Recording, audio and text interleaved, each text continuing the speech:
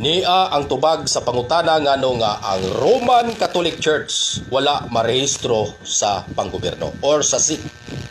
Tungod kay ang Roman Catholic Church dili si Kristo nagtukod ug dili mga apostoles ang nagtukod sa Roman Catholic Church. Kinsa may nagtukod mao si Constantino, usa ka emperador sa Roma, mga kaigsuonan ug magkikalaan. Naa siya sa panggobyerno, siya ang gobyerno ni adtong panahon ug ang Roman Catholic Church si Constantino maoy nagbuo. Wala na kinahanglan nga iparehistro pa sa gobyerno tungod kay ang nagbuo sa Roman Catholic Church gobyerno nga mao si Constantino. Emperador siya ni adtong panahon na pagtukod sa Roman Catholic Church. Mo nang wala na kinahanglan nga iparehistro pa sa SIC or sa gobyerno.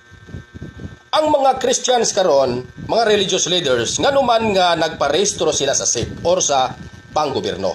Tungod kay dili man sila gobyerno, kinahanglan magpasakop sila sa gobyerno kay mao kana ang kabubuton sa Ginoo nga magpasakop gyud sa pagbulutan sa tao. Pagsunod na sa kabubuton sa Dios. Mao kana ang tudlo ni Apostol Pedro dinhi sa iyang libro 1 Pedro 2 bersikulo 13. Managpasakop kamo sa tanang pagbulutan sa tao. Tungod sa ngalan sa Ginoo, kung sa hari ingon nga mao ang labaw. Onya sa 14 kon sa mga gobernador. Sugo na sa Ginoo nga magparehistro. Ay panultihon ba nga little knowledge is very dangerous. Nga naman kay kung gamay ra magud ang imong kahibalo, wala ka kabalo sa background, wala ka tawag ining nasayod sa kanang kasaysayan sa usa ka pundok or sa usa ka gitawag og being.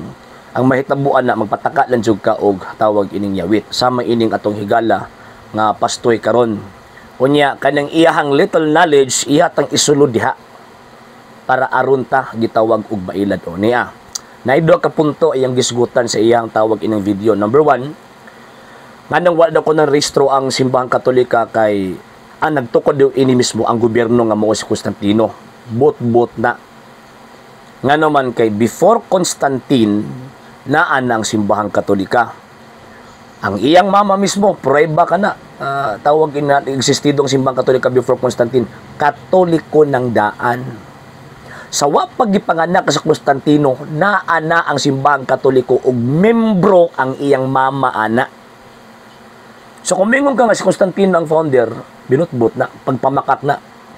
Number 2 nga point. Wala ko na marehistro ang tawag ini nga simbahang Katoliko tungod sa hinungdan nga si Constantino daw ang gobyerno at the time.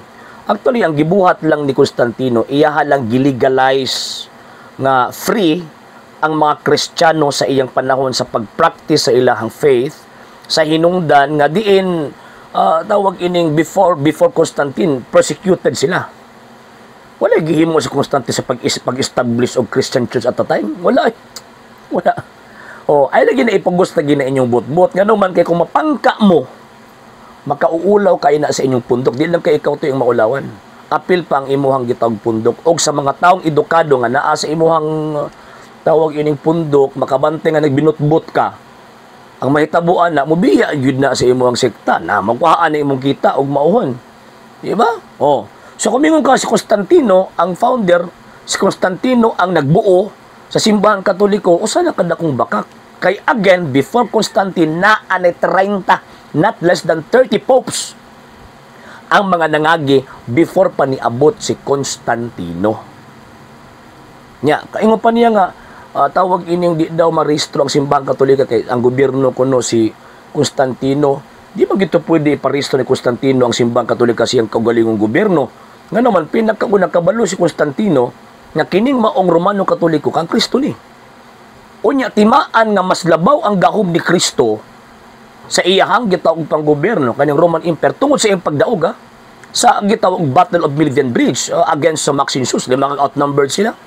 25,000 soldiers versus 250,000 soldiers. Imagine mo. So, man din niya pwede i-subject ang simbahang Katoliko sa iyang kamot. Nga naman kay kabalo siya nga ang tag-iya ani divine being. Mao na reason nga wa na rehistro. Mao na reason nga dili pwede i-subject ni Constantino ang simbahang Katoliko sa iyang kamot. Ang iyang giimo, legally speaking, iyahang tagaan og freedom ang simbahang Katolika at that time nga maka-practice sa pagtuo publicly. Pagbasa lagi kasaysayan toy. Nga naman kay kung tawag hindi ka magbasa kasaysayan, ang mahitabuan na ang mga tao nga maminaw nimo labi nagdakabalo sa kasaysayan makaingon gyud nga bakakon ning mong pastoy pastoy man kani pero anong bakakon, di ba? Number 2 points. Ingon pa niya, dapat no magpasok sa gobyerno kay gisugod daw sa balaang kasulatan nga tawag ini magparehistro. Wag kay mabasa sa Biblia nga magisugo nga ang simbahan gisugo sa Dios ang mga tawag ini ang iyang simbahan nga magparehistro sa gobyerno. Wala eh. Ang gobyerno gi-create sa Ginoong Dios para na sa gitawag og mga tao o sa tanang gibuhat nga sa mga tao o sa mga institusyon nga gi-create or gihimo sa tao, mga man-made ba. So ang mudumalaan na ang gobyerno. Ang simbahang Katolika dili man-made tawag ining religion. Divine-made man, God-made religion man siya. Mo nang dili pwede i-subject ang simbahang Katolika nga gitukod ni Kristo sa kamot sa gobyerno ngano man kay ang Dios mas labaw sa gobyerno. Kaya kung himuon ninyong ipasubject ang simbahang Katolika nga iya sa Dios sa kamot sa gobyerno, gihimo ninyong Dios ang gobyerno. Ug maahon. Di ba gihimo ninyong Dios ang gobyerno? Gipakalabaw ninyo ang gobyerno kung i-compare nato sa balaod o i-compare nato sa kagahom sa Dios. Munang tanawang gobyerno, di gina mo reklamo. Wag di siya kakadungog nga ang gobyerno munireklamo kay wa no restong simbahang Katolika. No. Nga naman kay kabalo ang gobyerno ng simbahang Katolika kanang Dios ilabi na kanang gisulti sa konstitusyon, with the sovereign Filipino people imploring the aid of Almighty God. Kanang Almighty God din na basically ang definition anak kanang Dios sa gitudlo sa Katoliko. Mo una sa tawag ining mga Filipino. So imposible nga iyahan ang iparehistro kamo, marehistro gyud mo ngano man. Una, dili man mo sa Diyos. Gi-create man mong tao, gitukod man mong tao niya ang tao subject sa gobyerno. So, therefore, kay kamo may nagtukod ana, kamo may nag-create anang inyong sekta, naturalmente nga magparehistro gid mo. Kaya kung di mo magparehistro, supak mo anang gibasa di mga sitas kanang giingon ni San Pedro. Di ba? Supak mo. Nga naman, kay kung di mo magparehistro, ang mahitabo niya na wa mo nagpailalom sa kagahom sa gobyerno. Nga kanang inyong pundok dapat ilawom sa gahom sa gobyerno tungod kay man-made set ka na. Pero ayaw ninyo i-compare ang inyong pundok simbahang Katolika. Nga naman, kay layo ramos tinai. Layo ramos tinuod ba? Ang inyong pundok man-made, yung simbahang Katolika, God-made.